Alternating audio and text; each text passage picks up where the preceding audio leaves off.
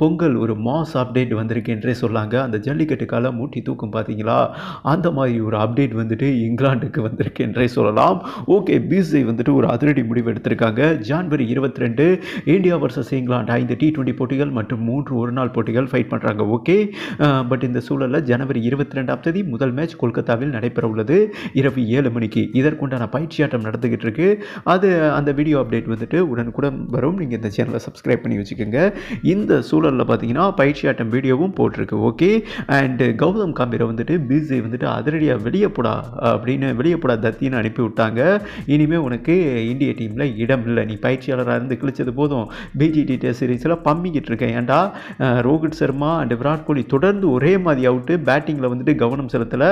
ஆனால் தலைவன் பதவிக்கு மட்டும் முந்தி அடித்து வந்தாங்க. அழகாக ஜெயிச்சு கொடுத்த கேப்டன் பும்ரா அவனை வந்துட்டு கௌரவப்படுத்தி நீ கேப்டன் பண்ணுறா மச்சி, நாங்கள் பின்னாடி வந்து விளையாடுறோம்டான்னு சொல்லாமல் அவன் வந்துட்டு நமக்கு மேலே வந்துடக்கூடாது, பேர் வாங்கிடக்கூடாதுன்னு பும்ராவை அப்படியே தள்ளி விட்டு இவனுங்க கேப்டன் பண்ணி ஃபேவரிசம், அதாவது கௌதம் காம்பீரும் எதுவும் சொல்லாமல் இவங்களை நம்ம ஏதாவது சொல்ல போய் எப்படி கும்ப்ளே விராட் கோலி காம்போல கும்ப்ளே வந்துட்டு விராட் கோலியை இந்த மைனஸை திருத்துன்னு சொல்லுவார். இவன் செயல்பாடு எனக்கு பிடிக்கலன்னு கும்ப்ளேயை வெளியே அனுப்பிவிட்டார். அவர் வருமானம் போச்சு. அந்த மாதிரி நமக்கு நடந்துருமோன்னு கௌதம் காம்பீர் 2 பேர் சொல்கிறதுக்கு நல்லா ஜிங்ஜங்க அடித்தாருங்க. இறக்கி கூட அடிச்சிருப்பாருன்னு நினைக்கிறேன்.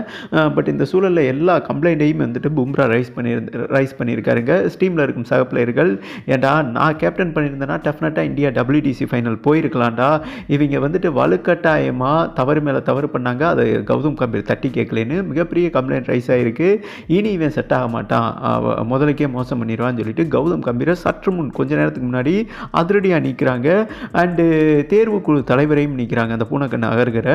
ஓகேங்க, இந்த சூழலில் வந்துட்டு இவர் யார், லக்ஷ்மணன் வந்துட்டு மெயின் கோச்சாக இருக்க போகிறாரு தற்காலிகமாக. நல்லா நோட் பண்ணிக்கோங்க, தற்காலிகமாக இங்கிலாந்துக்கு எதிரான T20 சீரீஸில்.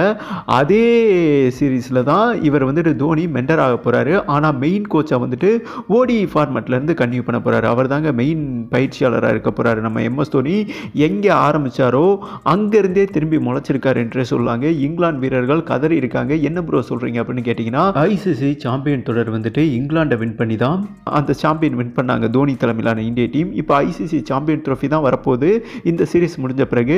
அங்கேயும் நம்ம தலை தோனி வந்துட்டு இளம் பிளேயர்களை வழி நடத்த போகிறாருங்க.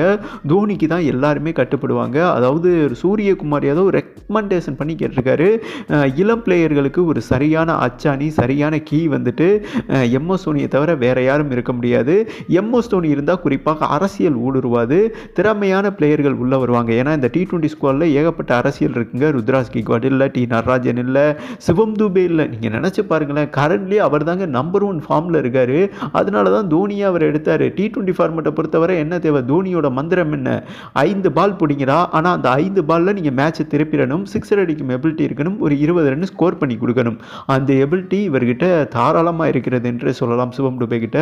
ஆனால் CSK டீமில் விளையாண்டா உங்களை வந்துட்டு இந்திய டீமில் எடுக்கப்படாது. ஏன்னா குஜராத் பார்ட்டி தான் BCCI தலைவராக இருக்காங்க. பட் இந்த நிலையில் எல்லாரும் போர்க்கொடி தூக்குனதுனால கௌதம் காம்பீரை தூக்கிட்டு, ஏன்னா பிஜேபியில் இருந்தவர், இப்போ வந்துட்டு MS Dhoni and Suryakumar combo ஒன்றிணைய போகிறது. அதே மாதிரி ODI ஃபார்மெட்டில் பும்ராவை கேப்டனாக நியமனம் பண்ண போகிறாங்க.